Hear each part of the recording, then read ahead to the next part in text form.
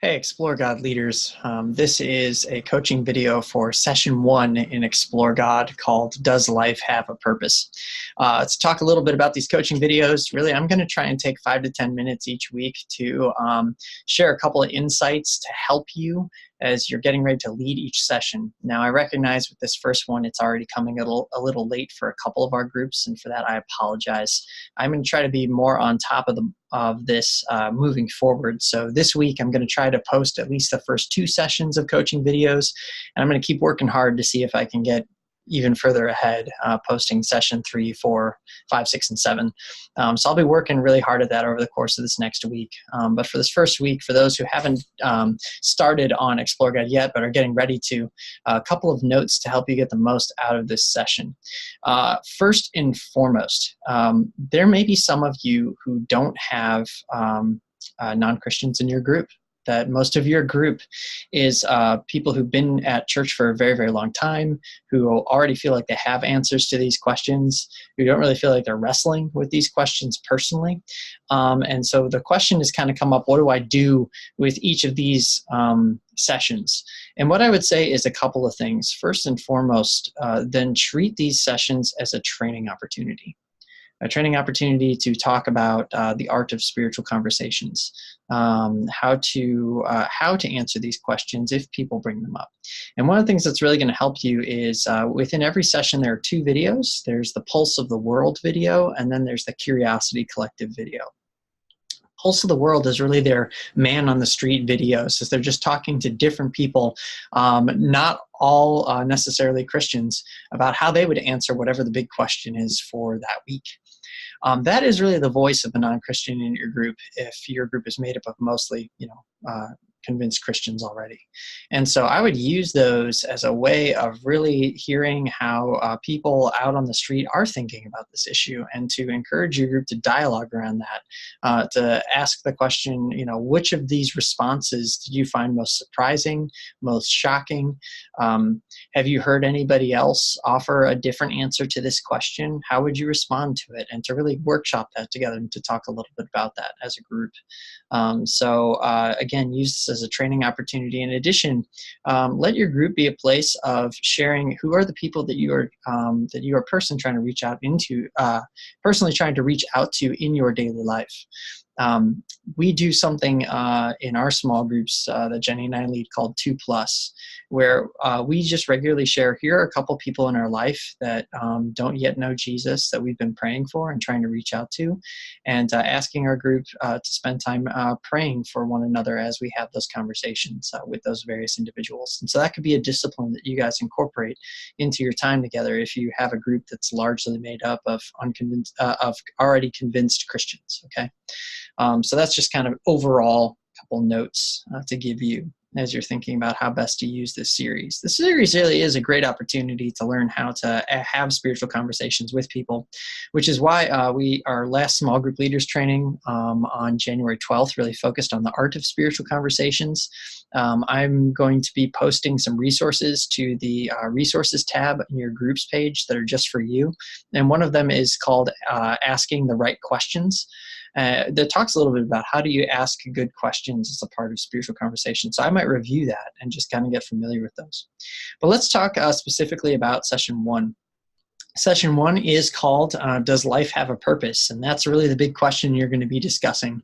And so a couple of things to keep in mind as you lead off session 1. First and foremost, you want to make sure that in all of your small group sessions with Explore God, you are continuing to have a time at the beginning in which you are sharing as a group, sharing what you've been thinking about since your last discussion, how you've continued to process the big questions, what you're continuing to learn, and how you've seen God at work in the next steps that you've identified.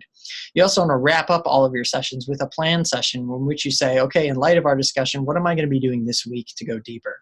Okay, that was something that we actually did during the Follow series as a part of that biblical equipping model. Every session had a share and a plan section.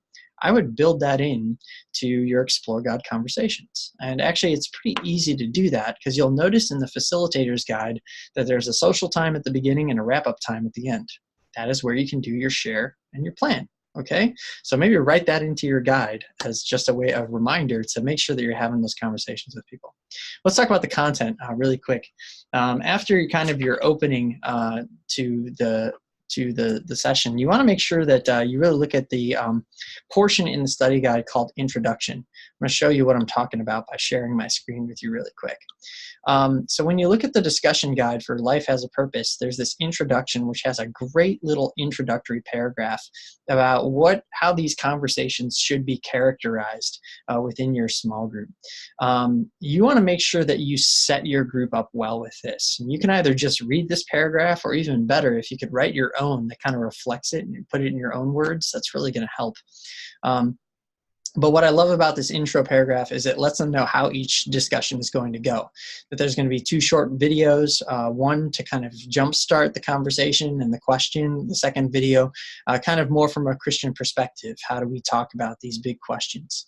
And then again, exploring that a little bit further. So you want to make sure you kind of set the framework and the kind of culture that you want to build in your small group with this introductory paragraph. After that, though, you're going to go into this Pulse of the World video.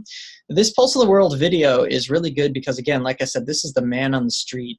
Person just various people from various different backgrounds trying to respond to the question, does life have a purpose?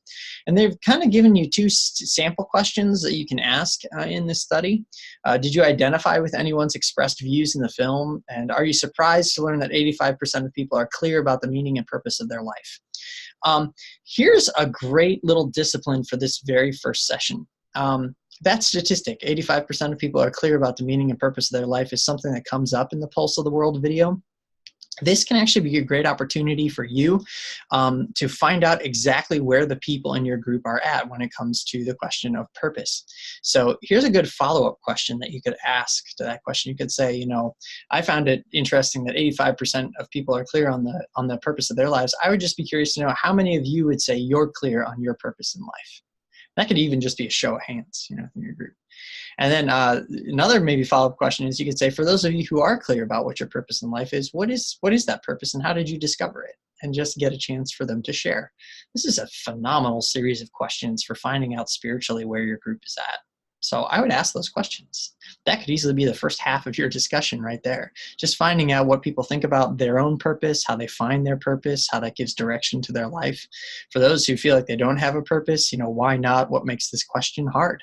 See, these are great follow-up questions that you could ask. That's actually going to give you insight as a leader into where is everybody at in my group spiritually. So don't just ask those 2 bullet point questions and move on.